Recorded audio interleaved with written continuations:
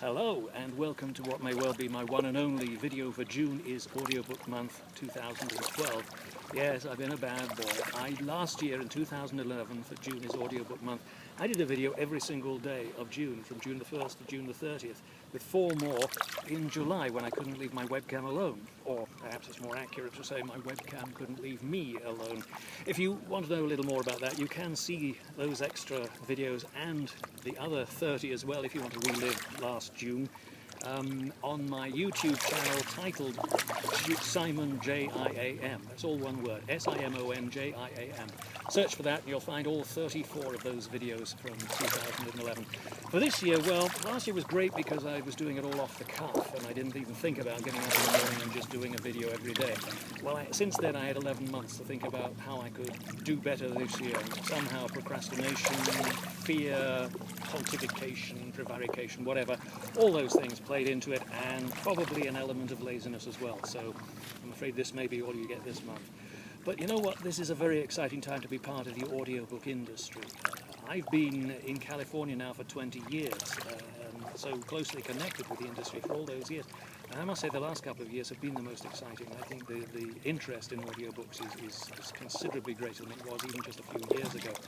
And the industry itself, through the Audio Publishing Association, is doing more to bring awareness to the wider public. There's so many more new narrators out there. That's something I've noticed. So many up-and-coming narrators, very good ones. And lots more books being done. Certain publishers just producing more and more books every year. So it's, as I say, a very exciting time. I think one of the things that's making it exciting is the connection that we as narrators are having through social media, which is again something that's expanding the last few years, and it's enabled us to have a one-on-one relationship with many people out there that we wouldn't have had before. I've been most excited and lucky to have a connection with one particular book blogger, The Literate Housewife, whom I met in person at the Audio Publishers Association. And I know that someone else, Scott Drake, who's doing a blog every day this month as his contribution, he's a very good man, doing his contribution for the June is Audiobook Month effort, talked on yesterday about, I think it was yesterday, about how he surprised his own particular fan amongst the book bloggers by actually answering in person a question or two. It's a surprise to a lot of people how social media is making us on this side of the microphone more accessible to people on the other side. And as I say, it's great to see the part that book bloggers are playing in the promotion of the audiobook industry. And there are rather too many to mention, but there's a lot of them out there now and they're doing a great job. So as I say, very exciting time. What am I doing personally right now? I'm in the middle of recording a book called People Who Eat Darkness. It's not a very cheerful book. It's in the style of In Cold Blood by Truman Capote, a sort of an exploration of a serial killer. In this case, a young woman, 21-year-old, left England, went to Tokyo to work. Within a few months, she'd vanished. And this is the story of everybody's efforts to discover who abducted her or murdered her, and how the differences in the societies between Western Europe and so on, how that differs with Japanese society and how that complicated matters, and the wider implications, the effects on the family and friends of the missing person. Something of a dark story, but still fascinating. I'm going to be finishing The Pallisers. That's Anthony Trollope's book, the last in the Palliser series. It's called The Duke's Children. That's coming up soon. And I think there's a chance I'm going to be narrating Deon Meyer's newest thriller set in South Africa. He's a very, very good South African writer. I'm very much looking forward to that. And several other projects coming on, which I won't mention now, but watch this space. That's good. What's happened recently? Well, let's see. I don't think I should get away without mentioning the Audies, when I was very fortunate enough to be awarded 2 more Audies by the judges. One in the category of classics for Nicholas Nickleby. That was a thrill. I was up against some pretty heavy hitters in that category, including Maya Angelou and Kenneth Branagh.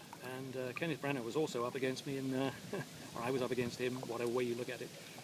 We were both nominated, let's put it that way, in Best Solo Male Narration, and I was again the winner in that for The King's Speech, which was a wonderful book. I was very pleased to win both those awards. And what I love is that the industry is getting a higher profile, both in the New York Times, the Audies were mentioned, and the following Sunday on Weekend Editions, a week ago from this Sunday, audiobooks were mentioned in Weekend Edition on NPR. Now, today is Father's Day, and it's the day when families and sons and whatever say thank you to fathers, but I just want to turn it around and say thank you to the rest of my family for allowing me to be a father. It's a joy. I love my sons. I want to thank my wife, who was up there at the campsite. We're in southern Oregon, by the way, by the lake, beautiful lake. We're at near Ashland, here to see some plays and so on, as we do every Father's Day weekend. She's up there cooking me my unhealthy breakfast, my biannual unhealthy breakfast of baked beans, fried bread, fried egg, bacon, and it's a joy. I can't do it too often, but when I do love it. So I want to thank her. I think I should probably thank my ex-wives for their contribution for making me the person I am today. A positive effect, I'd like to say. I'm not sure whether they could say the same in reverse, but anyway, thank you to them. And thank you to my wider circle, my family and friends. Family who are, for the most part, 6,000 miles away in England, and a few relatives in Australia too. I'm sorry we couldn't be closer. I'm sorry we can't get out there and visit you more often. But I hope if you are a father, that you're having a wonderful Father's Day. All my family and friends, and to the wider audiobook community as a whole. I hope you're having a great Father's Day. I hope you're having a wonderful June is Audiobook Month. Don't forget, encourage your friends, if they haven't yet, to pick up at least one audiobook this month. And if you are a fan already, well, keep listening. I'm glad you're out there. You guys take care, and I'll talk to you, if not this month, next month, or the month after. I'm not a very efficient vlogger, I'm sorry. Talk to you soon. Take care. Bye.